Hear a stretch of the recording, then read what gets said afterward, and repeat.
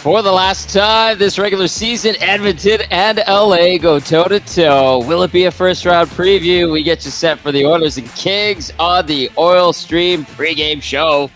Hello, everybody. Welcome to the Oil Stream pregame show. Tom Gazzola, Dennis Bernstein, DB from the fourth period in my kitchen/living room. I was set up in the studio. Dave Pegnotta. Beautiful new joint you got here. Thank you. I wanted you guys to see it. Be hospitable. I got the banner set up. I thought, hey, let's get Pegnotta and Bernstein on at the same time. You know where he is right now? He can't be watching the Jays game because it's over, so he's watching the Leaves. Oh, the Leaves. Okay. The Leaves. Yeah, okay. Exactly. Sorry. Condolences. 780-218-9999. You can text us in our inbox if you're listening on iHeartRadio. Tune in. And, of course, our audio stream at edmontonsportstalk.com. And if you're watching, get into the nasty chat. Hit that thumbs up on the way in as we get you set for the Oilers and the Kings. Zach to come holding things down back at our EST HQ.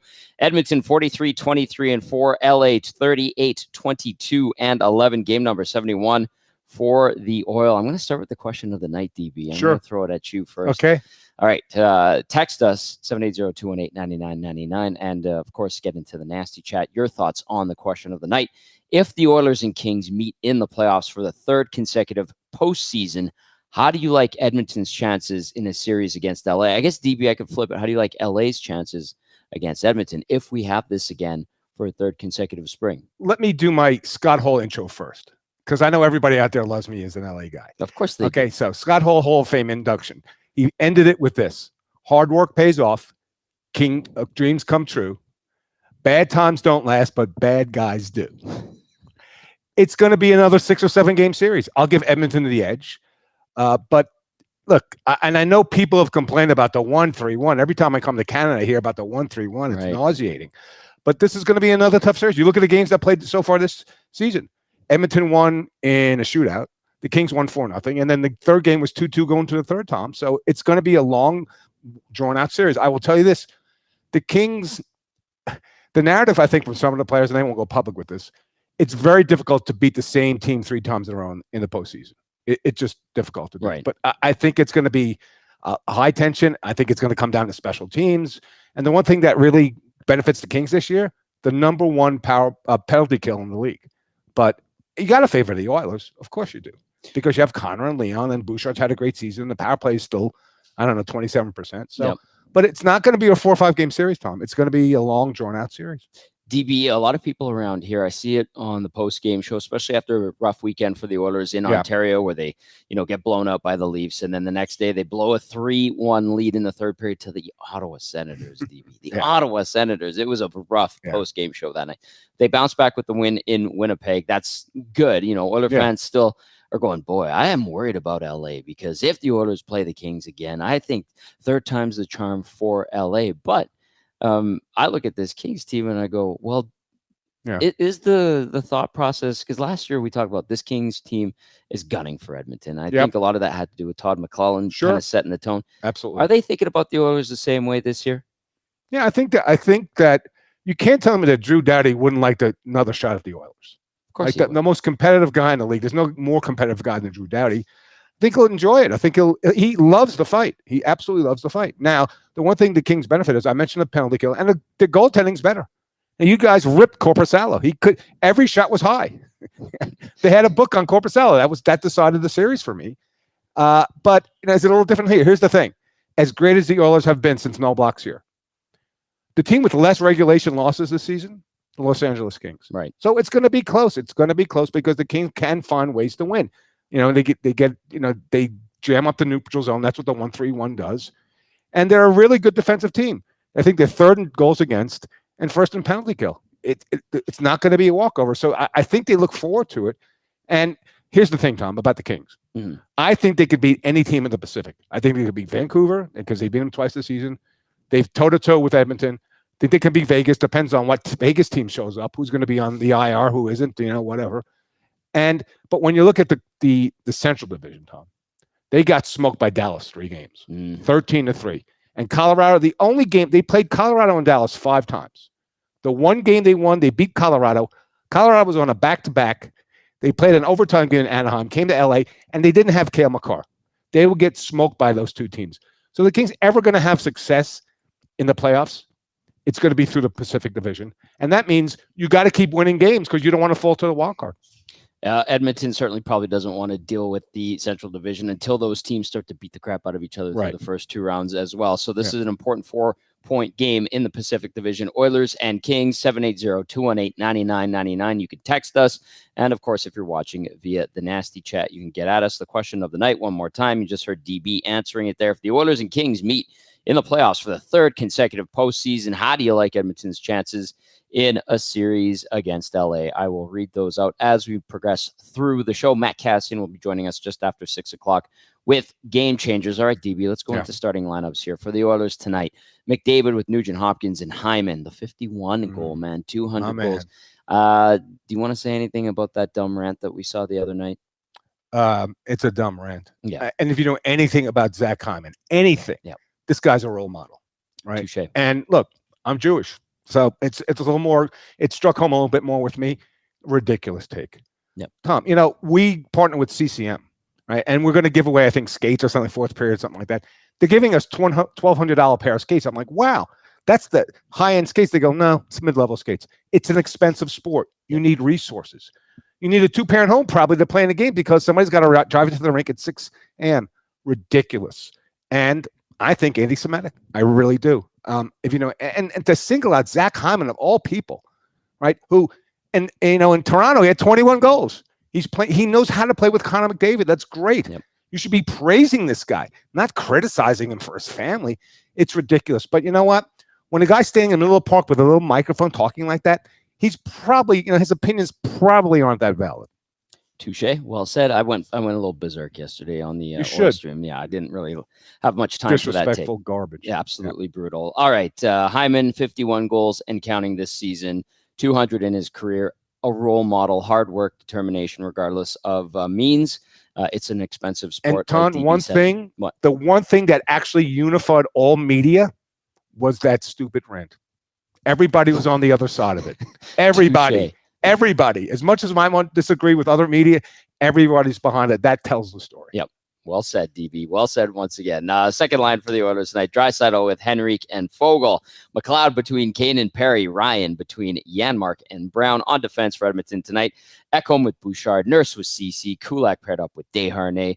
Out for tonight for the Oilers. Troy Stecher and Sam Carrick. As for the Kings, this is what we're anticipating. Anze Kopitar still doing it. I commend him for doing it at an advanced age in the 36 NHL. Years old. Top line, playing well, very responsible. Obviously, accolades as a two-way player, has the offensive ability.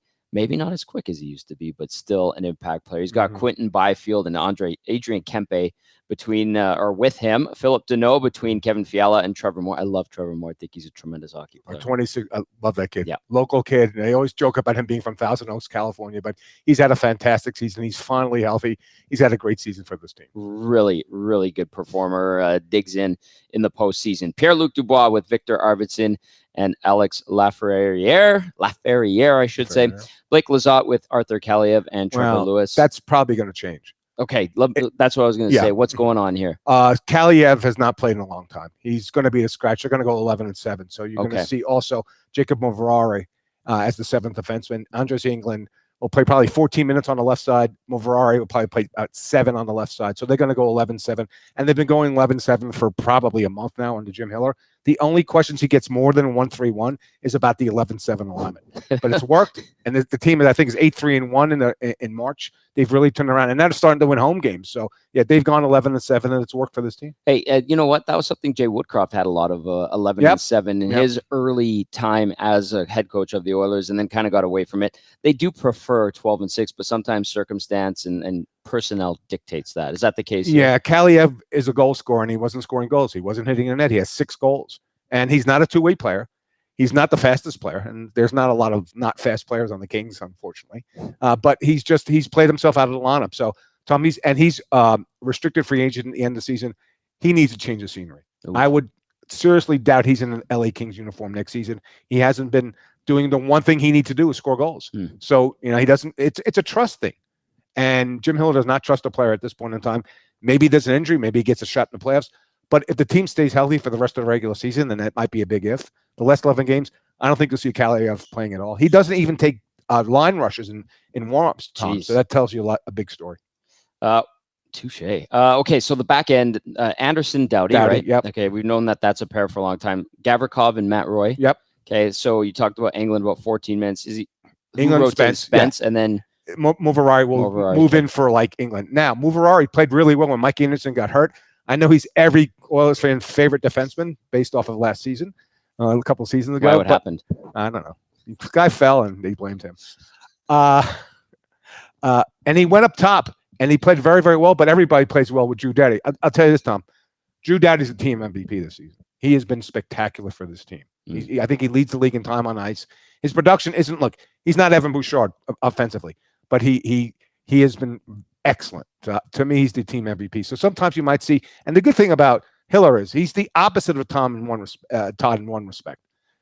Todd was very regimented, like would not change. And the reason he's no longer coaching, one of the big reasons is he was resistant to change. They went through a stretch where they won 3 games out of 17. He didn't change anything. Hiller is not afraid to change anything. You'll see, although we talked about the lines and the pairings, they'll change through the game. Like 5 minutes in the game, you might see different line combinations, and you will because it's 11 forward. So you might see Byfield with Dubois and Laferriere. So that's the one thing about this team. So you can talk about the starting lines, but if you watch the games closely, there's a lot of rotation with respect to line combinations and pairings. That's what we've seen from the Oilers. We're trying to get a gauge on what Kris Knoblauch was trying to do DB lately, and it looks like that the lines are in a blender basically every single game. And he even said it today. He admitted we're going to hear from him in a little bit. Yeah. He talked about, depending on the situation, who we're playing, Henrik is going to either be second line winger or he's going to be a third line centerman. And today he's going to be a winger. So it's interesting. It's always in motion. Sounds like that's what Jim Hiller's doing. And when you talk to him about 11-7, he makes a very salient point. Like players always want more ice time. So if you're forward on this team, you'll get more ice time, guaranteed. But he's the way he's balanced it. Like Kopitar's playing less minutes this season than last season, yet they were 12-6 last year. So it's opportunistic. There's of course Dubois and line, so there's more of a trust there. And Dubois has played better. But the one difference, and you probably see it tonight, Victor Arvidsson makes this team so much different. Their mentality is different. They may not be more productive, but he changes the mentality of this team. He's a playmaker. He's got a shooter's mentality. They've really missed him. And it's really weird because you watch this team for 50 games. They go through the paces, and they're not the greatest offensive team. They're like, I think, 16th in scoring. But when Victor comes back, they're just a much more confident and aggressive offensive team. I think you'll see that tonight as well. Tom Gazzola, Dennis Bernstein from the fourth period, live on location from my kitchen, which is great. I love it. Beautiful. Thank you. I appreciate that you like stainless steel is beautiful. And you got Zach Dickham holding things down back at the EST Global HQ, our dear friend and contributor to Hello Hockey, David Pagnotta, in the studio / my office, watching the Leaves play. The Leaves play. Let's get to starting goalies. Now for the Oilers, 25-year-old Stuart Skinner, 32-14-4 record, 266 GAA, 905 save percentage, 2 shutouts in 52 games this season. DB Skinner versus LA, 4-2 record, 203 goals against average, 939 save percentage, 1 shutout in 7 appearances versus the Kings. Now at the other end of the rink, this is where it gets interesting. 36-year-old Cam Talbot, 23-16-6, 242 GAA, 917 save percentage, 3 shutouts for Talbs in 46 games this season versus his old team. 4-1-1, 174 goals against average, 946 save percentage, 1 shutout in 7 games against Edmonton in his career. I know for a fact, and I'm sure you do too, he's always motivated to come here and play against his old team. Yeah, and you know him, one of the best guys. One of the best guys. Great addition to the locker room, and he's played well. And Big Save Dave has come in, and his numbers are comparable because here's the thing. Their system doesn't give up. Like, this team doesn't need, like, they may trade for Saros next year. They may trade for Markstrom. They don't need a 40-save performance any night. They're going to get 25 to 27 shots against, a couple of high-danger chances. Cam's been really, really good for this team. And the question is what happens next season. He's owed a contract. He still wants to play. He's been very, very good for this team. They need him to make the big save. There was a stretch there, and Tom, I always joke about it. There was a stretch when the Kings were losing. He was the all-star representative. But at the time of the All-Star game, he had lost 10 straight games. He was 0-7-3. Right. But that was a function of the team that couldn't score, that blew leads late, that made mistakes in crucial times. But the goaltending's been good enough. If they lose in the playoffs, Tom, I will tell you, it won't be because of the goaltending. It's been solid, not spectacular. There's not a Vezina winner. There's no Sorokin or Shesterkin. But it's been absolutely good enough throughout the entire season. So it's great to see Cam at that age, perform the way he has. DB, that's interesting because when we start to look at potential playoff matchups, you look at the Kings, and I know that they play that 1-3-1. You talk about every time you come up here. And then we look at the coaching change when things weren't going good. They moved Todd out. They had Jim Hiller in. Everybody from the outside was saying, well, LA's goaltending. I mean, can you really trust Cam Talbot and David Riddick? And we know Phoenix Copley tore up his knee.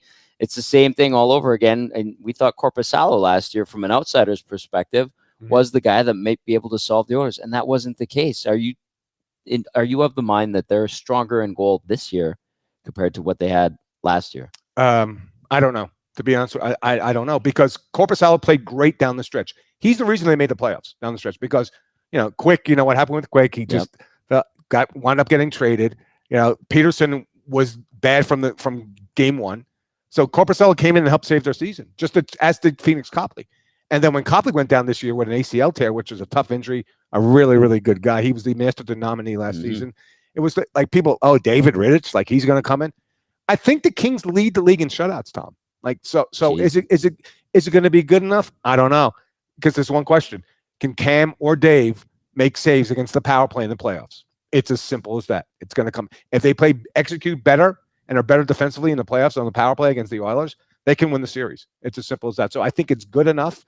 I don't think it's going to be the deciding factor. I think the 5-on-5 play, if you look, and I know I've been hammered today on social media. If you look at the Kings and Oilers, Tom, I ran the numbers. The Oilers at 5-on-5 have scored 15 more goals than the Kings this season. And that's with Hyman scoring 50, with Connor at 100 assists, with Bouchard having a big year on Leon. There's not that much difference. So the playoff series will be decided 5-on-5. But look, if the Oilers are going to execute at 47% on the power play, guess what? You guys are going to the second round. Well, the Kings' PK this year is just unbelievable. First in the league, and then you've got the Oilers at not 34% like last year, DB, but 27.5%. It's a deciding factor. And with the Kings, they went 44 straight games without giving up multiple power play goals this season. And you know who broke the streak?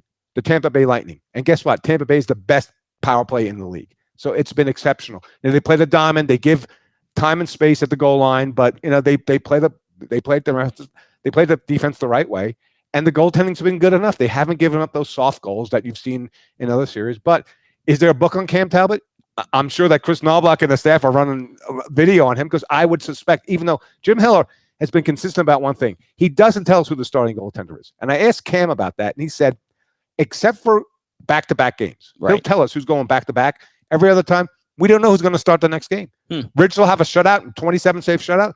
Cam will start the next game. And you think Cam's going to start the next game because he has a 28 save performance, and he goes back to Rittich. So it's been really interesting, the rotation. But I got to think, based on the experience, you would go with Cam Talbot in game one, and then take it from there. Absolutely. Dennis Bernstein joining us now here on the Oil Stream pregame show. Tom Gazzola with you, as well as Zach to come back at ESTHQ. Text us 780-218-9999 if you're on your way to the game. Let us know your thoughts. If you like the Oilers' chances against the Kings in a first-round series for the third consecutive spring. Also, I should add, portions of this hour brought to you by our good friends at 100.3 The Bear, Edmonton's best rock. Catch Dusty with Uke and McCord weekday mornings. And then, of course, on your way home from work, tune in to Jess Jackson every weekday. All right, DB, I will ask you this as well.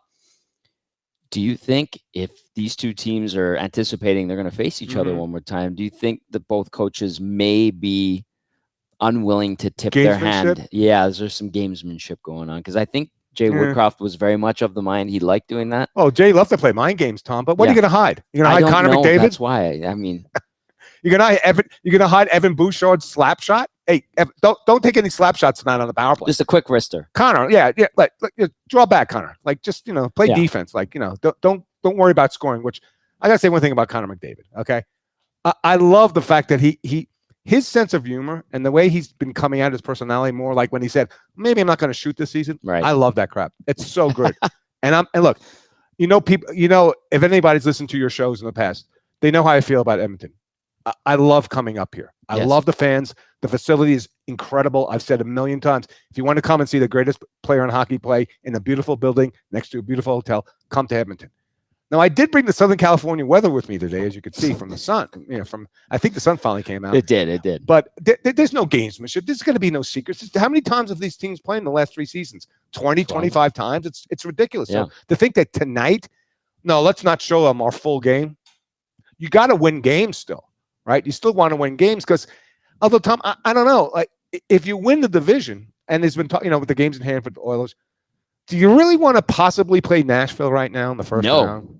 There's no easy. Here's the thing: if you win either the Central or the Pacific, your reward is either the defending champions, who are probably getting healthier, or a team that hasn't lost in regulation in 18 games. Like you said, Tom, it's the most difficult trophy to win in sports, and here's the reason why: they're all good teams. Maybe Washington might be a gimme, but where they're playing in the East, right? Who knows? But you got to keep winning games, Tom. These are still important games for the Oilers. Look, they're going to be in the playoffs no matter what, and I'm certain they're not scared of any team, but you got to keep winning games. So to think you're going to hold back or scratch a player or load manage, it doesn't happen in this game. DB, LA with 7 wins in its last 10, 4 in a row. What's going on? What's led to all this success? Have they just arisen and woken up from that mid-season slumber, if you will? I think it's up here. Yeah. It gets in their heads. The one thing that Jim Hiller has done most of all is reinstilled the confidence in this team. Like I went on the road with them in January when it was really tough, and they lost like brutal games. They lost with 1 second left in overtime to Sam Reinhart and the Panthers. They had a 2-0 lead against Tampa and blew the 2-goal lead, wound up losing. Brandon Hagel scored in overtime. It was Nick Perbix. Right. But now look what happened the last time the Kings played the Tampa Bay Lightning last week. They blew a 3-1 lead late, third period. In January, they lose that game.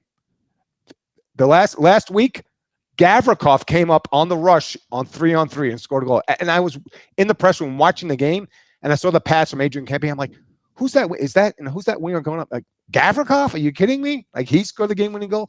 So the difference in this team, Tom, over this last stretch, I think they're just a much more confident team. They're not waiting for the other shoe to fall. Like, if they do get a goal against late in the game, they're like, oh, we're not going to blow this game. Right. It's just a more confident team.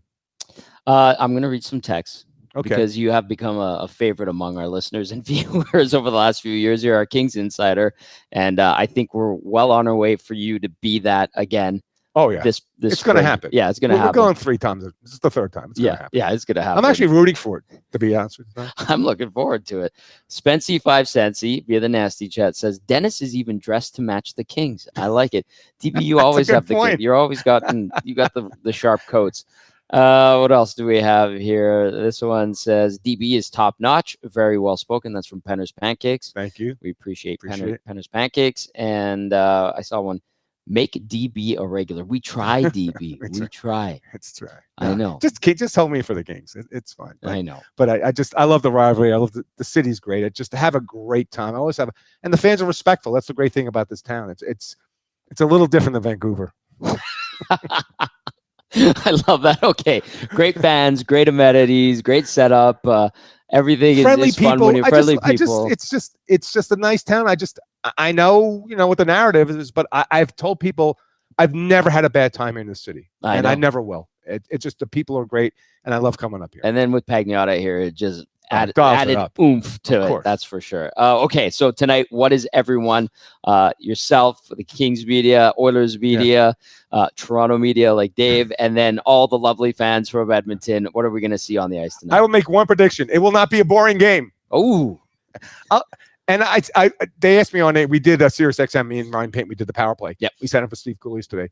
And I'm sure they also fans will love that. I said, it's not going to be a boring game.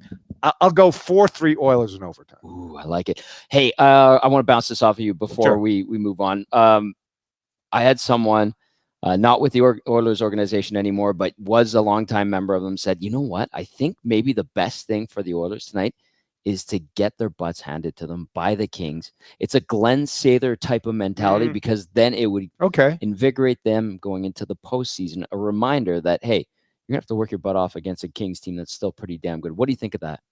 I don't think Connor Lane want a butt kicking. I don't. They're too driven. And look, the big picture, they got to win. This this is one of the years they really need to win. So I don't think I think, Tom, it's about health, number one, of course. Sure, of course. But number two is you want to be playing your best down the stretch, right? That's the thing. And I think the team, and you mentioned the tough games in Ontario, you want to win. And you want to send a message. Like, so you can send a message one or two ways. You think you're going to lure the Kings in by losing and getting your butts handed to you? Would it be a motivating factor for the – I don't think Connor Leon and Evan Bouchard and Matthias Ekholm, I don't think they need any more motivation. They know what's on the line. They know what's at stake, right? And I think what would happen is, let's say they lost like the game in LA, 4-0. Right. They're going to say, it's one game. It doesn't matter. We're in the playoffs. We'll see you in a couple of weeks. So it might be a motivating factor, but given the stakes that are so high here in Edmonton, go out and win the game. If you're going to face this team in 3 weeks, go out and send another message. I like it. It was an interesting thought, and I was like, ooh, no, it spicy. is. I want to talk about that. Legit. So wanted to bounce off you. DB, this has been fantastic, as always. I'm glad you guys were able to come over. I want to give you guys some beverages. That's for later, right? Well, you're here. How long are you here? He's here for I'm flying out tomorrow. Oh, you're flying out tomorrow. And to endear me more to Edmonton fans, I'm not going to Calgary, and I'm not going to Winnipeg. Dennis Bernstein from the fourth period. Phenomenal, as always. Great to have him on our Kings Insider. All right, we're going to go inside the Oilers locker room. Let's hear from head coach Kris Knoblauch. Zach. When you look at the last couple of games, you see Zach Hyman scores 50th marker, and the entire team celebrates. And then you have Corey Perry and Darnell Nurse engaging in fights, backing each other up. Like, what kind of message does that send to you as a coaching staff in terms of how tight-knit this group is? As a coach, you always want to see your team, get along, but work together. And most importantly is just celebrate the accomplishments. And when somebody's playing well, others are feeling happy for them. And when somebody's playing poorly or is down, something's going wrong, that they're going to pick them up. And those things that happened this last week on the road trips, whether it's fights and guys congratulating each other on a huge accomplishment with Zach's goal, whatever it is. But I think it's evident that they are very a close-knit team. They're very they'll do anything for each other, and which is important because when you're heading into playoffs, it's a stressful time, and it takes away from the stress when you've had a team that's in it together. Both goaltenders have been good for an extended time here. Just focusing in on Stuart Skinner, I know Calvin Pickard's been equally. When Stuart Skinner's in between the pipes and a goal is let in, he still seems so calm, cool, and collected. What kind of an impact does that have from the crease outward on your team in game? Well, whether it's forwards, defenseman, or goalie, and it's more important when the goalie stays composed and focused. When you have a line mate, if you're a left winger and your centerman's frustrated, or your D partner's lacking confidence, it affects you. And so no matter what position it is, that is important. But most important is your goaltender. And whether it's a bad goal, and I can't recall too many of those our goaltenders have let in, but whether it's a goal or a bad goal or whatever happens, they're composed, they're ready to make a big save after that, and that just fuels confidence in the rest of the team. So Leon Draisaitl just told us that he dies a little bit inside every time he has to get the puck to center and dump it in to the corner. When you're coaching a team like yours and you're going up against that 1-3-1, we all know the only solution here to beat it. What are the challenges as a coach to get that through to your players? I think we've done a pretty good job against LA when we've played teams that do this 1-3-1, and LA's one of them, New York's another, Toronto does it.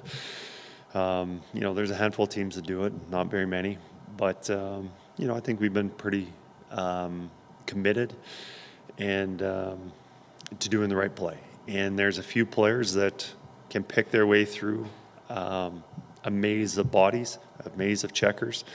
We've got a couple of them on our team, but overall, you have to pick your spots when to do it. And if you want to stick handle through it, whether it's their formation, what LA does is a 1-3-1 or another team's 1-2-2.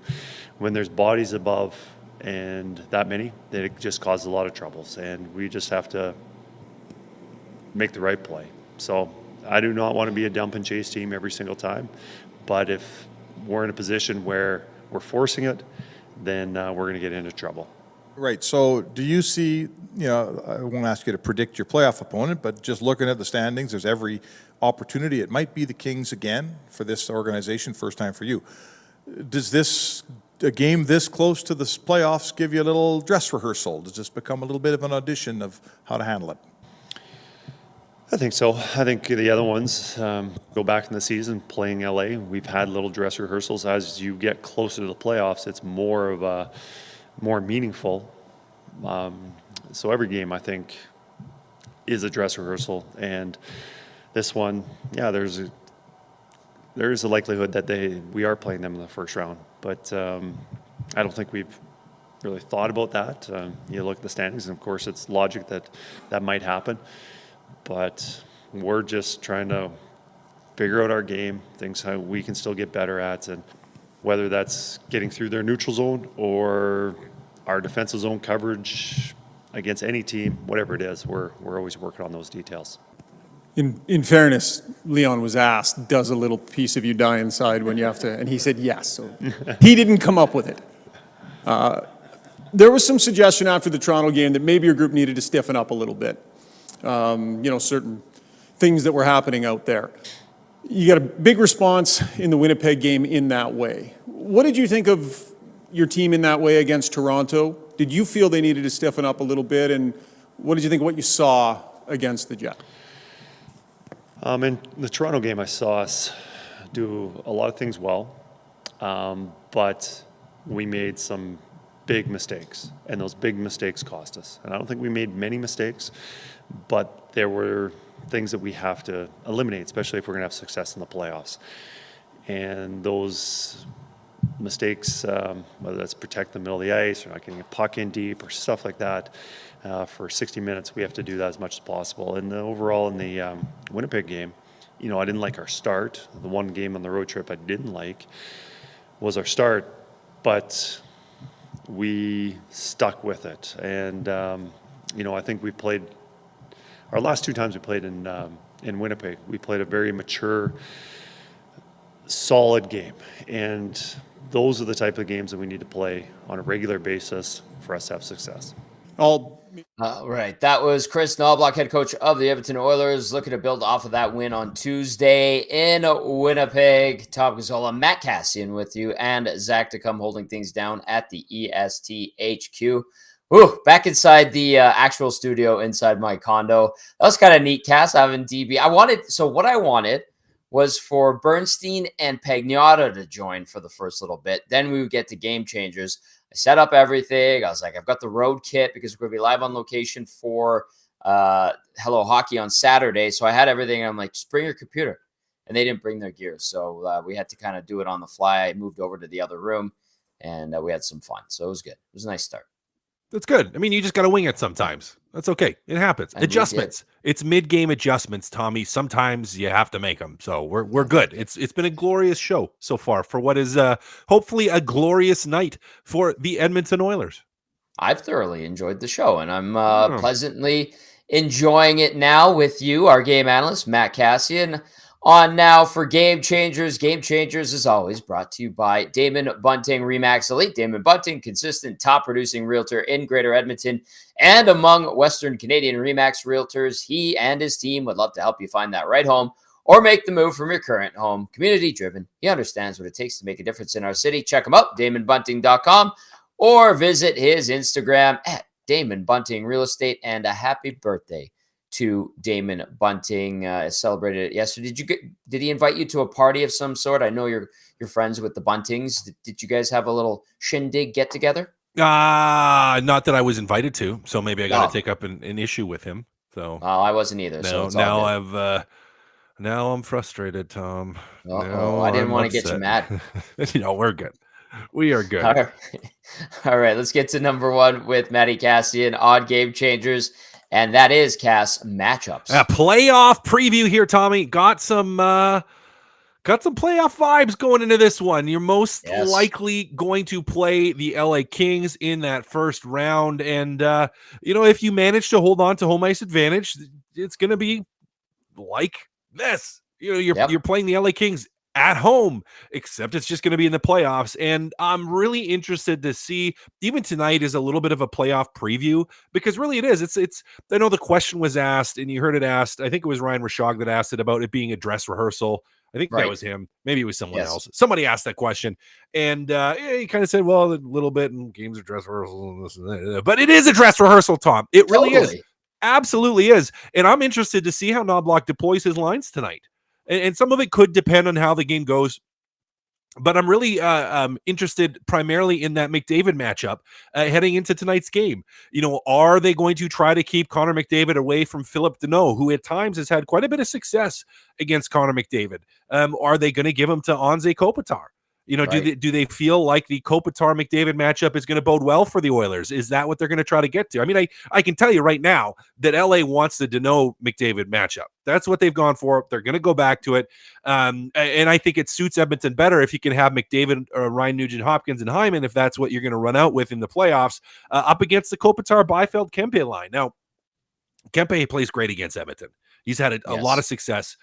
A very skilled player, and part of how I would like that matchup to pan out is, well, if McDavid and Ryan Nugent-Hopkins and Zach Hyman have the puck, Adrian Kempe doesn't, and I think that bodes well. Now Byfield's he's the twist in this group, because he's a young player, starting to put up a lot of goals, had a real breakout season, is a great young player, fantastic young player, and I feel like his game and his stylistic game is going to suit well towards the playoffs. And so, Tommy, if that's the matchup, which I think it should be, or Edmonton should try to get on the ice, I'm really interested to see just how those two lines go up against one another. Now, if they don't, and if the matchup does end up being Phillip Danault, well, can Connor McDavid use his speed? Can the Oilers transition efficiently through the neutral zone without having just to dump pucks in every single time? Are they going to be able to create some offense off the rush against a stingy LA Kings group? So matchups to me, Tommy, going to be really important. We're getting that little bit of a playoff preview today, and I'm just super interested to see how it pans out. Adrian Kempe, through 26 games versus Edmonton, regular season, obviously, we're not counting the postseason right now. I know he's continued that success against Edmonton in the postseason, but in 26 games versus the Oilers in his career at 27 years of age, 7 goals, 6 assists, 13 points, -3. But he always seems to be around it, doesn't he? And it seems to be too, Kass, it's the last couple of years where he's putting up these numbers and he's putting these daggers into the Oilers, especially in the postseason. He's got the wheels, he can burn you, and he's got a nice scoring touch. So we'll see what the Oilers decide to do when it comes to Kempe tonight. All right, number 1 on Game Changers was matchups. Number 2, Kass, a passionate Evander. Yeah.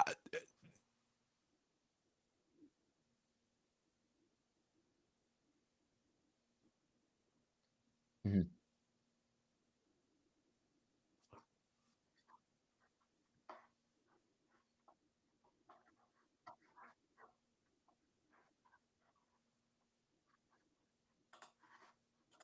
Wasn't we don't who really knows exactly where that lands, but regardless, Evander Kane hasn't been playing his best hockey, and I think an emotional game like today, like if it's emotionally charged, which I hope it is, and I hope it is for the Oilers, and they've talked about it a little bit, like you get a little bit more oomph in your game, you get a little bit more juice in your game against the LA Kings. You want to get after a little bit. I'm hoping that pulls the best out of them, because I want to see that Kane and in this instance McLeod Perry line.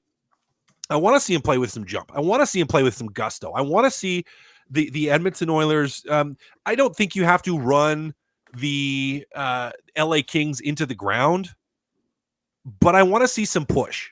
And to me, Evander Kane has got to be the guy that's going to drive that, particularly in your bottom 6. You're going to have what should be an advantageous matchup if we're just going 3rd on 3rd or 3rd on 4th, where you're either playing the Arvidsson, Dubois, Laferriere line, or you're playing the Kaliev, Lizotte, Lewis line. The Evander Kane, Ryan McLeod, and Corey Perry should be better than those lines, but the wrench in that is Evander Kane's got to be playing. He's got to be jumping. He's got to be Evander Kane at his best. I'm really hoping it pulls it out of him tonight. So let's hope that we get it in a positive way, an emotional Evander Kane, an engaged Evander Kane, and one that just starts that process of ramping himself up for the playoffs. Kane against the Winnipeg Jets, Kass. How did you like his game? It was okay. It still doesn't feel like he's all the way back to playing how he needs to be. I didn't get to watch the whole game on that one on Tuesday, so I didn't get to watch all of his shifts. So I just was more on the highlights evaluating that one. So I can't say I can comment on his shift to shift standpoint. But from what I saw, I mean, he was okay. He's okay. Still not back to the Evander Kane I think they need him to be at. Right.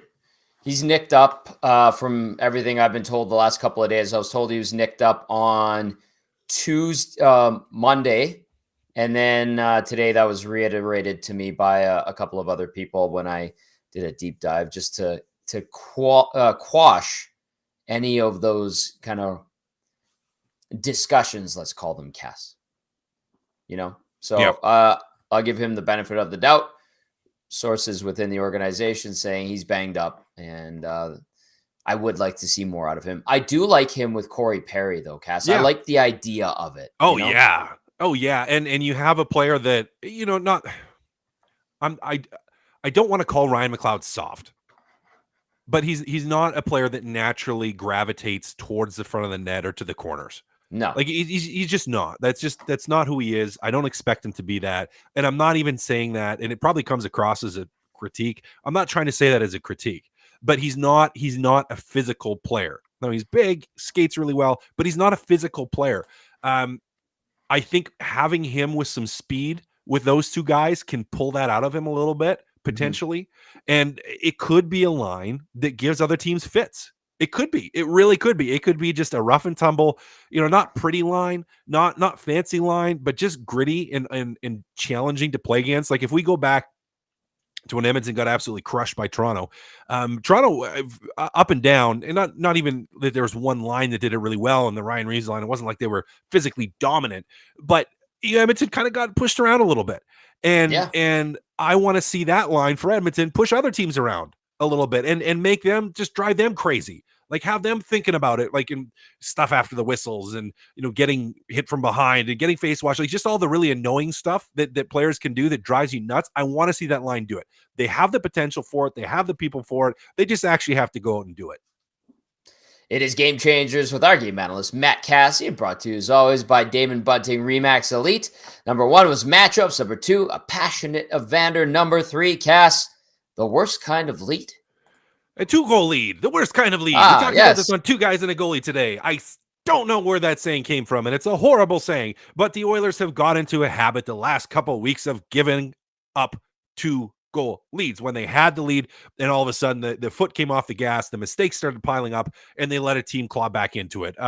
We could call this also the killer instinct, the not allowing a team back into it, the taking the foot off the gas. There's so many allegories or pictures we can paint with that, but the reality is Edmonton has done this too many times the last number of games where they've, even if they haven't been playing great in that hockey game, they've managed to get a lead, and a number of times they've managed to give up the lead in that too. Now they've won some of those, they've lost some of those. I think 2-2 in the last 8 games it's happened 4 times, and they're 2-2 in those games. I believe that's correct. But regardless of what the number actually is, Tommy, it started to happen a little bit more frequently, where earlier in the season, if Edmonton was up 2 goals, particularly midway through a game in the second half of the game, they weren't giving that up. It was over. It was like, this is done. The other team's not getting back in this. And now there's maybe a little bit of doubt around that, at least from our perspective as we were watching. So if the Edmonton Oilers, and I think this is so important going up against the team that you're probably playing in the playoffs, you want to start even now, just with that doubt of, we have the lead, you're not getting back in this. We're up on you, you're not getting back in this. You're not getting a sniff. You're not getting a chance. You're not going to have any kind of life. We're going to get the game. We're going to take control of it, and we're just going to roll the rest of the way. Tommy, if they have the lead tonight, I am really interested to see how Edmonton responds. I really want them to take the initiative, if they have the lead, to just stomp on it. Like, just don't let those mistakes that we've seen creep in the last couple of weeks creep in your game. Like this, Tommy, we want to see a thorough and complete game from the Edmonton Oilers. And if they get the lead, I want to see that just continue and not taper off like we've seen it happen the last couple of weeks. I'm with you 100%, Kass. I'm not going to defend blowing a 2-goal lead against the Winnipeg Jets, but I look at blowing a 2-goal lead against Winnipeg compared to blowing a 2-goal lead to a team like Ottawa, which in my opinion is inexcusable. The one against Winnipeg, the 2 strikes in a minute. Winnipeg's done this to a bunch of teams. They've done it to the Oilers in recent years. I look at them differently, but at the bottom line is, at the end of the day, they coughed up a 2-goal lead in the It third shouldn't period, matter though, Tommy. And Winnipeg is a good team, and yes, they can do it to teams, but you have to know that. Like, you know that going against the Winnipeg Jets, right? Where it's like, yeah, hey, they're a team that has some offensive punch potential. They're a team that can all of a sudden explode and score a couple goals on you. And we can't let them back into this game. We can't let them just roll all over us and get that momentum. And you know, Edmonton kind of, I don't want to say they absolutely handed it to them, and they end up winning the hockey game still. In good value, you win the game, which is great. But you did let them back into it. And I mean, I just don't care. I don't care if it's Winnipeg or who it is. Tommy, can't let that happen. I have been watching both Top Guns in recent weeks, and we can say the Jets hit the afterburners on that. They hit the afterburners. No. What great movies, by the way. Oh, so also good. Romance comedies. Prove me wrong, Tom. Prove me wrong. I'm not even going to dare to try to prove you wrong. Yeah, Kass, I guess you just got that love and feeling tonight. All right. I want to bounce the question off of you, Matt Kassian, our game analyst with us. 780-218-9999. Zach Dacombe holding things down at EST Global HQ. Tom Gazzola inside the satellite studios in beautiful downtown Edmonton. I do want to get to some questions and texts as well. 780-218-9999. And of course, via the nasty chat. Question of the night, Kass. I want your thoughts. If the Oilers and Kings meet in the playoffs for the 3rd consecutive postseason, how do you like Edmonton's chances in a series against LA? I like them. I think I probably would be like if we're going on a percentage scale, I give it like 75% Edmonton odds. I don't know what that works out to be odds, but like whatever. Like I think it bodes more favorably for Edmonton than it does for LA. Doesn't mean it's going to be an easy series. LA still has a chance. It's not. I don't think it's a blowout series. I don't think Edmonton necessarily can just absolutely roll them and run away with it. But I do think Edmonton has the advantage. So I'm going to say strong advantage Edmonton, or semi-strong advantage Edmonton. Like if it's one of those, like, do you disagree strongly? Do you mildly disagree? Somewhat neutral? disagree, Do you somewhat agree, or do you strongly agree? I'm kind of halfway between the strongly agree and agree that Edmonton has an advantage in this one. Dennis Bernstein says the Kings goaltending has been pretty damn good, even though it's been Big Save Dave and Cam Talbot as the tandem, even though Korpisalo came in at the deadline last year. But then against Edmonton found the book on him, and they just hit it hard, and it ended up being successful, certainly. But we'll see, man. I still like this matchup for the Oilers, just like you. But you never know. It's going to be just a gauntlet in the Western Conference. All right, Kass, I'm going to get to a couple texts before we go back inside the Oilers locker room. Windermere Matt with a long one. Bear with me. Here I go. A lot of us fans, me included, have a hard time seeing this Edmonton team beating a team like Vegas in the playoffs, but Vegas is hanging on to the second wildcard spot. Edmonton is in second in the division. What would we be saying if we were in Vegas' spot? Would we be losing our minds? What if we were first in the division or even the conference? Would we still be finding all the things wrong with the team, or would we enjoy it? Is every fan base like Edmonton's? A lot of other teams' fans talk about the Oilers as a big, dominant machine. We all think the Jets are a very strong contender. They just lost 4 in a row. What are their fans saying? Anyway, sometimes I need a little grounding, and thinking like that helps. 60-minute effort and beat LA. That's from Windermere Matt. A lot to digest there. Kass, did anything stand out to you that you want to kind of hit on there? Yeah, well, I mean, I think it's Canadian fans in general. Yes, we'd still find things to complain about. We'd still find things to worry about and fret about and overthink and whatnot. And it's because we care and we're passionate and we love the Oilers and we want to see them win. We had a decade of darkness where we all suffered, And so, yeah, I think it's typical for Canadian markets, not for all markets. For Canadian markets, that's pretty typical. What would we be saying if we were in Vegas's position? Oh, people would be losing their minds. We'd be absolutely losing their minds. Now, also in Vegas' position, that would mean like Draisaitl's on the LTIR, as well as maybe one more guy, maybe Nurse as well, and you've cleared up like $20 million in cap space and brought in guys to replace that. So you're just kind of like, well, all we got to do is just kind of get to playoffs, and then we're gonna have a really good team. Who knows how we feel in that instance as fans? But I think being in the position they're at now, especially with how the season started and with how awful they were at the start of the year, I think for the most part people are and should be content. They should be content. Now, there's still things people will gripe about and pick at, and it's okay to critique. They do. That's fine. Yeah, it's fine. Right. It's okay to critique. It's okay to criticize and say this, they need to improve on this. They need to worry about that. Totally fine. But the Edmonton Oilers have put themselves in a pretty good position. Like right now, and I'd still probably take Vancouver right now over Nashville in that series, but it's almost, I would rather have LA. Like I'd rather play LA in the first round than Nashville with how well Nashville's playing in this moment. So I'm kind of like, I think they're sitting in a pretty good spot where they've given them, there's no easy path in the West. Actually, let's jump to that. There's no easy path in the West. No, none. There's a lot of good teams, and a lot of teams could, there's not one, Tommy, where, we might call it an upset if LA beat Edmonton, but the reality is it wouldn't be that big of an upset. And really, for most of the other series, there's not any of them that be like, if Vegas wins a first round series against Dallas, if that's who they end up playing, we probably would look at that and go, not overly Honestly, surprised. It's, not overly surprised. Like any series, we could say that.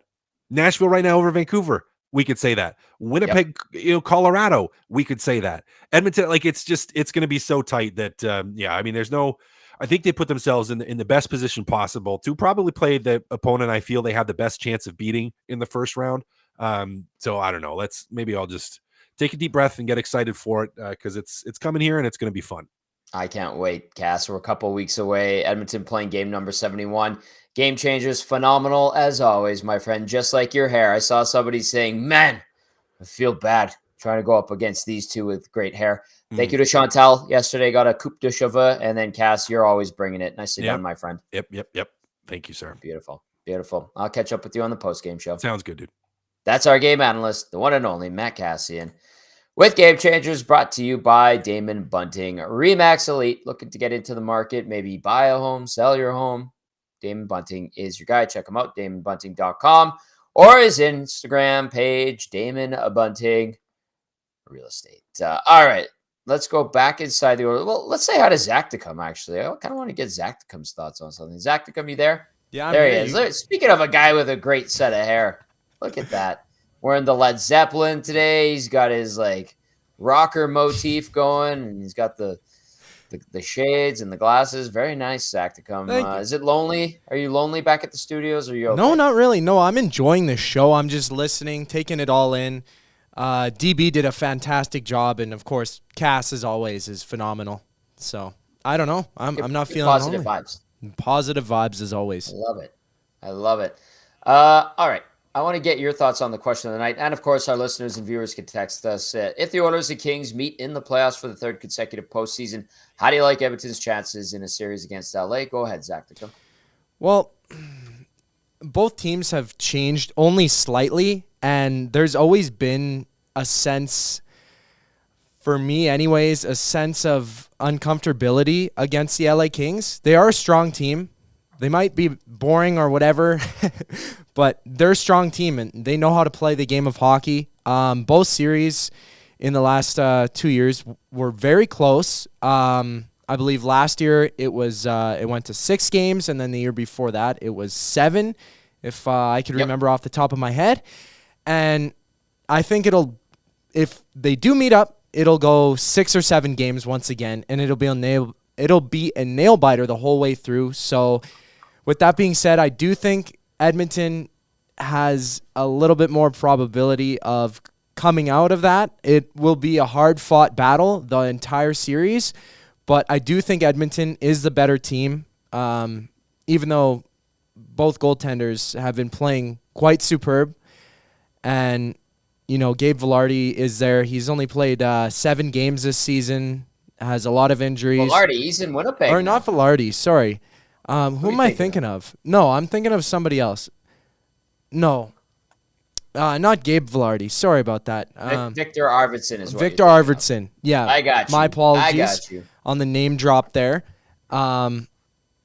Even though he's been sidelined a little bit, they have a strong team, and their veterans are still there, and young players are emerging. So it's a different face, especially with Pierre-Luc Dubois in the lineup, even though he hasn't been and hasn't had his best season so far with the LA Kings. Definitely not. Quentin Byfield has emerged as a fantastic player, somebody who they thought would be when they drafted him originally, but it took him a few years, and he's here. And that's what happens. I do think the Edmonton Oilers have that slight edge. I agree with Kass there. I'm kind of in that middle ground. I'd give them just a slight advantage against LA if they meet in the postseason. All right. Nicely done, Zach. To come. Let's go to Penner's Pancakes says, no, it wasn't Penner's Pancakes. It was VR Montenegro. Said Oilers roll LA in the playoffs. And then was it Vance Van Vandervan? What's Vance Van Vandervan saying? Vegas icing an NBA team's salary in the playoffs. Wouldn't be surprised if they beat anybody. Yeah. We'll see how it goes. There's a lot of interesting storylines going into it. All right, let's go into the Oilers locker room again. Who do you want to go to next? I'll leave that up to you, Zach, to come. Oh, all right. Well, let's go to the Deutsches Dangler, Leon Draisaitl. In the playoffs, yeah. Not 162 regular. No, I don't have that in me, unfortunately. Last baseball one, if we can, just because it is the Jays opener. What maybe impresses you most about baseball or baseball players? There's something about an athlete like you seeing them and thinking, wow, hitting a home run, or what are some? I think all of it. Attention to detail and how much work they put into perfecting, whatever position they're in. But that's any sport in the world at a high level is unique in its own way, and at that level, extremely hard to do. So it's always fun to watch. You guys are kind of, I don't know if the grind is the right way to put it, but you're coming down the stretch here, lots of games left. You've played a bunch here. When you get a game against a team that might be a playoff opponent, is there maybe a little more juice in that game down the stretch here? Yeah, I mean, I think with the history, especially against this group, there's always a little more juice against them. I think they'd probably say the same thing. But I think it amps up a little bit knowing that there's a good chance that you're facing a certain team, right? So, it should be a really good game tonight. You're not a guy that comes to the rink looking forward to dumping pucks in. But when you I'm not. But when you play LA, that's part of the deal. As a guy that's been through this a couple times, do you have your head around it today, maybe more than you did when you first met this club? Yeah, absolutely. They're good at it. They're stingy, and that's their DNA right there, right? Is the neutral zone and breaking the puck out. So, it's more of a mindset, I think, for us than anything that, we know how this game is going to go tonight. We've done it so many times over the last 2 years. We know exactly how this game is going to go, and, we're going to be ready for it. There's a little piece of you die inside every time you got to dump a puck in off a rush. A little piece, yeah. It's just unfortunate, It's quite sad, yeah. But no, I'm just maybe hit somebody. What's that? Maybe we'll hit somebody, especially on this team. Yeah, maybe. We'll see. I want to ask you about Stuart's game, just how much he's grown over the last year. What have you seen? What's impressed you over the last year when he was at this time last year? I think just his consistency and his maturity. I think he makes the big stops when it really matters, when it really matters most, right? Like early on in the game in Winnipeg, for example, we weren't into it and gave up a couple looks early, and he was right there for us. So he's a mature guy to begin with, but I think over the last year, his consistency and obviously his play has been amazing for us. So just just the whole box. No one is talking about goaltending anymore with this team being an issue. Like last year, he was a rookie going into the playoffs. But I guess does that say about not just him, but Calvin as well, just how solid goaltending you guys are getting going into the playoffs? Yeah, for sure. They've been incredible for us. Pretty much all year. So, they've been really good. It's not something that we're worried about one bit. Leon, Ryan was discussing kind of, this stretch run. You sort of know where you are. You're still pushing forward and making sure nobody catches you, like LA tonight. What are you a standings guy? Do you ever look at that? I pay attention. I definitely look at it. Definitely aware of what's at stake tonight and the outcome of it. So it's a big game for both teams. It should be a fun one. I just want to ask about your line. There's been a little bit of movement there, right? Different guys kind of cycling in and out of the league lately.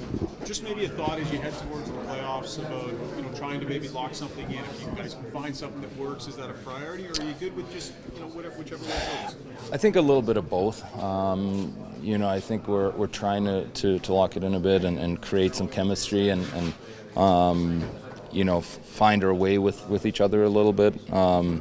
With that being said, over the last 6 years or 7 years of my career, it's been a lot of switching around, and I'm used to it. I don't mind it at all. I'm ready for whatever it is, and we got a lot of great players on this team that they're a lot of fun to play with. All right, there's Leon Draisaitl there talking about switching up the lines rather consistently, and that's something that Chris Noblock says it's driven by the opponent, who fits in better with who, not necessarily building chemistry, keeping guys consistently together. Traditionally, like we tend to expect teams and coaches to do, and myself included, I'm one of those people go, well, just put those guys back out there, let them get some chemistry. Well, that's kind of not his MO, and Knobloch talking about that, and then Draisaitl says, yeah, I'm used to it, whatever. Just send me out there with these guys, and I'll work with who I've got. And then, as we know, when the Oilers are down in games, they put McDavid and Draisaitl with Hyman out there. Who would?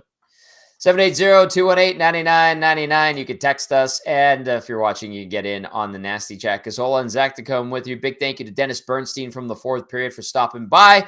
Kass was excellent, as always, with Game Changers, brought to you by Damon Bunting, Remax Elite. Let's go to Norman. A Combine says, howdy, Tom. Let's go, Oil. Have a great night. Hello. Howdy, Norm. Good to hear from you. Bad Billy says, afternoon, Tommy. Dump and chase and hammer the D. That has to be the game plan tonight against that damn 1-3-1. Huge game. So play hard from the start, boys, and you win. That text coming in from Bad Billy. Let's go to this one out of Calgary. Says, Oilers were shaky at the start of the last two series with LA. They beat them in 5 this year. Kings are nothing special, and Oilers are much deeper. Skinner now has that playoff experience. Big Uke chiming in. Big Uke says, as much as I hate the Kings, I love when DB is on. Thank you, Big Uke. Also adds, Oil will need to start quick tonight, ideally score the first and force LA out of the 1-3-1. And then Big Uke follows up with Nashville doing what the Oilers last year did at the end of the season, playing lights out. Won't be shocked to see them win round 1, then get tired in round 2. This year's playoffs will be electric, regardless of what happens. Displaced Uke Honor getting in says, DB is great. Look forward to hearing him for 4, maybe 5 times in the first round. And Displaced Uke Honor says, I think Nobby knows what he has, trying different things in case of injury during playoffs. Let's go to a Bootski now. Bootski says, I think that the Jones group. Oh, okay. That's about the Elks. We'll leave that one for now. Bootski, thank you, though.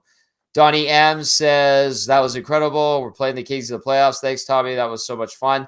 I think Donnie M enjoyed Dennis Bernstein. I always enjoyed Dennis Bernstein. He's absolutely tremendous. And this one from Dean says, hey, Tommy, do you think Connor will have a shadow tonight? How does he counteract that? I'll start with the counteracting. Like, if he's going to have someone on him, I think it was Wayne Gretzky said that when like Esa Tikkanen would always shadow him. And then there's a few other guys that would, I think Steve Kasper was one of Gretzky's shadows when he was with Boston. it leaves an extra guy open, right? Like it creates all that. You got one guy on you, and then they're focusing on you. You suck another guy in, then all of a sudden you can create an odd man rush going against the opposition. If you can do that, if you have the skill and ability to do that. Gretzky was certainly good enough. McDavid, we know, is damn well good enough to make that happen. So there's little tricks to make it work for you, and I think Connor McDavid probably keeps that in mind. Do I think that they would shadow him? I'm assuming Jim Hiller wants to go with the 1-3-1, trust in the system. And then if he would put somebody on McDavid, who would he sacrifice to do that? Would it be Danault? As simple as Danault. Danault had some success against McDavid before. Does he want to tip his hand? DB doesn't think so. There's no hiding, as DB put it. We'll see. I'm not sure about the shadow tonight. If it is anyone, I think it would be Danault. But I think McDavid would know how to roll off of it and work with that, if you will. The Stair Farmer. Wow, first text. Good to hear from the Stair Farmer. Finally rejoining us here at EST. We would hear from the Stair Farmer quite often back at the old shop. The Stair Farmer says, what's your prediction for tonight's score? Mine is 4-3 for the Oilers from the Stair Farmer. Stair Farmer, I had 5-3 Edmonton. What do you got, Zach, to come? I think I probably got a little bit of a closer game, like a 3-2, maybe in overtime. I don't know. I know it's going to be close, so 5-3 isn't a bad guess, and I think DB said 4-3 as well. DB said 4-3 as well. Okay. All right. I'm cool with that. Good to hear from the Stair Farmer, I will say, too. That's a nice name that we haven't heard in a while. Ace96 via the Nasty Chat said, Gretzky shadow, best Gretzky shadow, pardon me, was Kelly Buchberger. 99 got next to nothing when Bucky shadowed him, Tom. I do remember Bucky absolutely blowing Wayne up across the blue line when Wayne was with the Blues. And I don't know if it would be considered clean in today's NHL, but I do recall that. One of the few games Wayne played as a member of the Blues, obviously traded late in the season, 95-96, and Kelly Buchberger got him in the trolley tracks.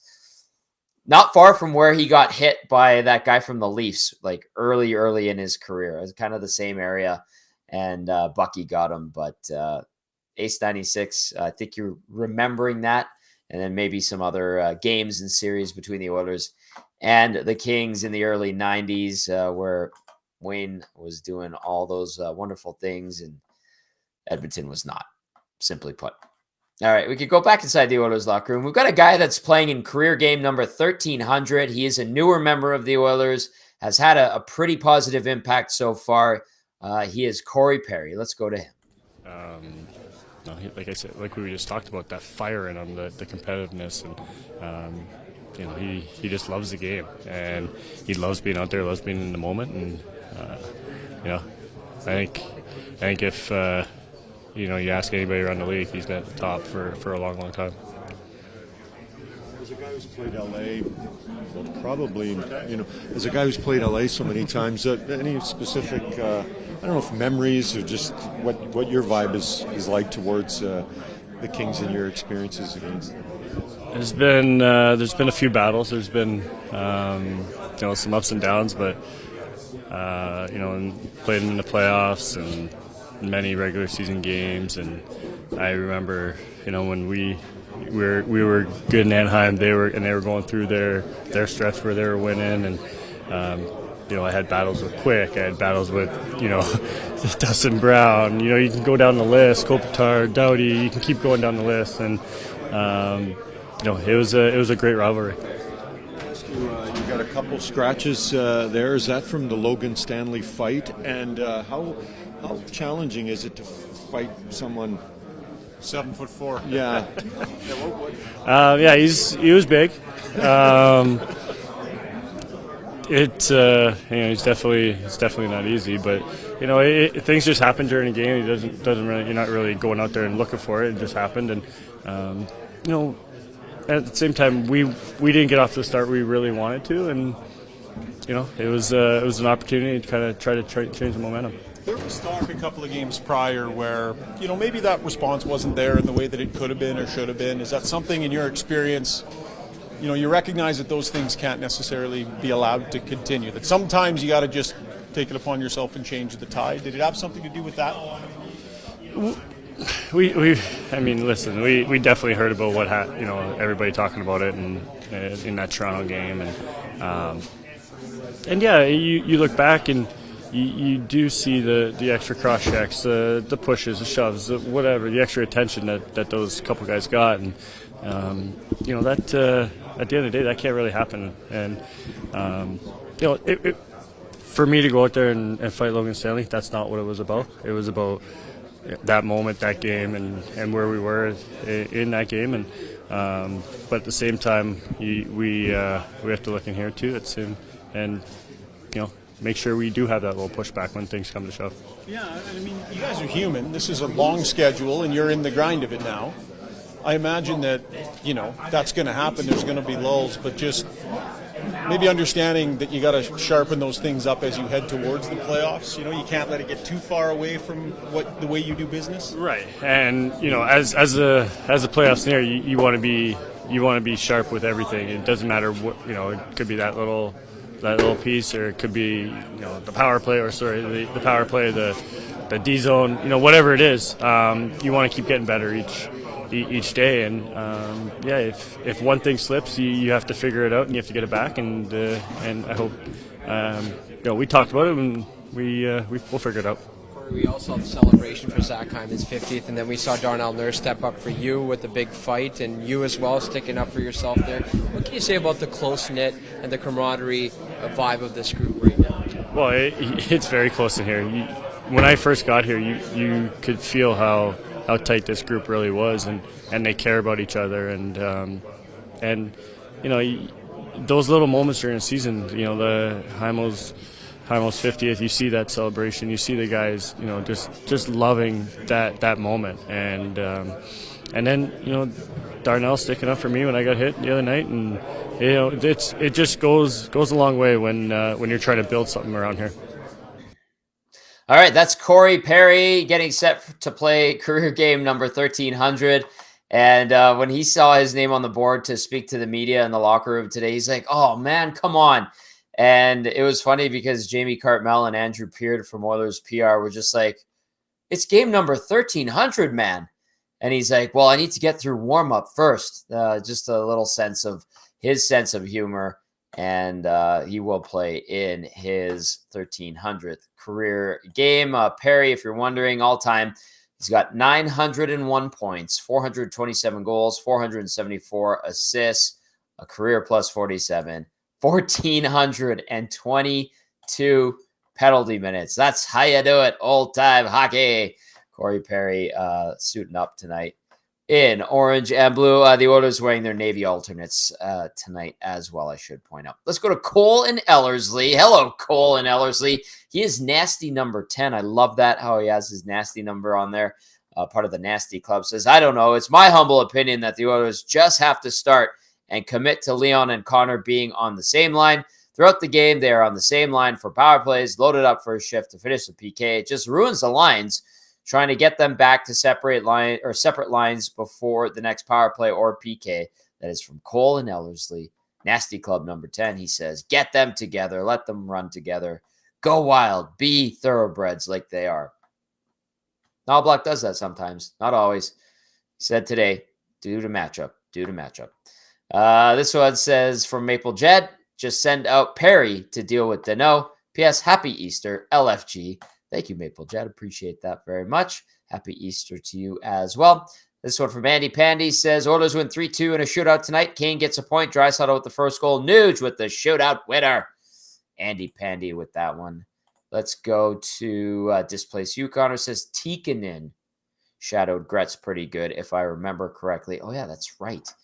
And Displaced Yukoner adds, I think Nobby knows what he has, trying different things in case of injury during playoffs. I think I read that one.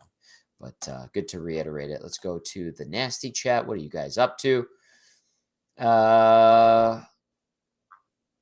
Bob's birthday. Happy birthday to Stoff. I'll pass that along. He was in a very good mood today, and rightly so. So I'll say hello to Bob and give him a little bit of birthday love. He's a good friend and a former colleague, and now just a peer from a different station, but always love Stoff. He's a friend of EST, former guest of the Hangout, as you know.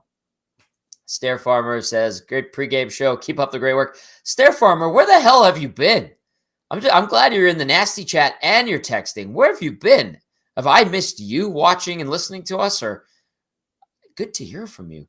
Zach to come. Stair Farmer was in like every pre and post game show in the 1260 days. And then see, I haven't noticed Stair Farmer in the chat since I've been here at Edmonton right. And Stair Farmer, that was his first text. Wow. Because we can see everyone's text and like what they send in. Yeah, see, I even got it up here. The text and in the YouTube chat. Nasty chat. I like it. What has Paulie said? Paulie's got some lines. Paulie, do you want me to just read them out? I can read them out again, sure. McDavid between Nugent Hopkins and Hyman. Henrique and Fogle flanking Leon Draisaitl. McLeod between Kane and Perry. I like those wingers, especially for McLeod. You heard Kass talk about it earlier. McLeod's not the toughest guy, but Kane and Perry can do some damage. Then you've got Derek Ryan between Connor Brown and Matthias Janmark. I love that shot that Brown took, scoring on Hellebuck on Tuesday night. On defense for the Oilers, Ekholm with Bouchard, Nurse with CC, Kulak with Desharnais.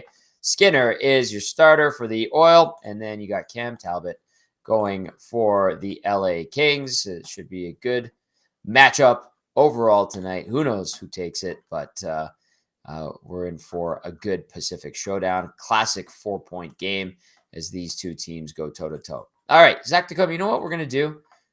We're going to go around the NHL. I was going to say let's go inside the Kings locker room, but let's go around the NHL. How does that sound? Sounds fantastic.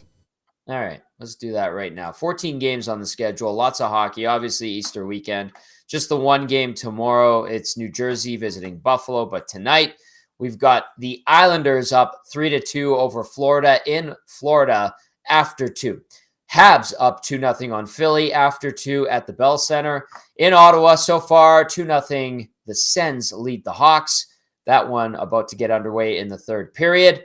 Pittsburgh and Columbus knotted up at 2 after 2. You've got Toronto hosting Washington. 3-1, the Leaves lead the Caps after 2. In Carolina, it's 3-0 Hurricanes over the Red Wings. 7 minutes remaining in the second. After 1 in Minnie, the Wild lead the Sharks 1-0. And then after 1 in St. Louis, it's the Flames 2, the Blues 1. You've got the Vegas Golden Knights and the Winnipeg Jets, who after 1 have the Golden Knights up 1-0 over Winnipeg, looking to snap a 4-game losing streak, which the Oilers contributed to. Winnipeg winless technically in 4, but they haven't won in a little bit here and looking to turn that around. They could do everybody in the Pacific Division a favor by winning that game, and I don't think people would mind that. Later on tonight, you've got Colorado hosting the New York Rangers. Arizona gets Nashville. What a debut for Josh Doan. Couple goals in his home rink, Mullet Arena. Played for ASU, grew up there in the Valley. His dad is legitimately a sports legend in Phoenix, even though the Coyotes aren't that popular, but they love Shane Doan. There were a few seasons there where the Coyotes were actually good and were popular when they started out at the downtown arena. Then they moved to Glendale. They had a few good seasons. Doan, an excellent player for a really long time. So that was something that got a lot of praise and attention in the Valley, and good to see. Let's see how young Josh Doan does in game number 2. They get the Nashville Predators, who are red hot going into the postseason. Seattle welcomes in Anaheim. That's at 8 o'clock our time. And then Vancouver and Dallas also at 8 o'clock. That one at Rogers Arena in Van. All right, let's see a couple other texts here.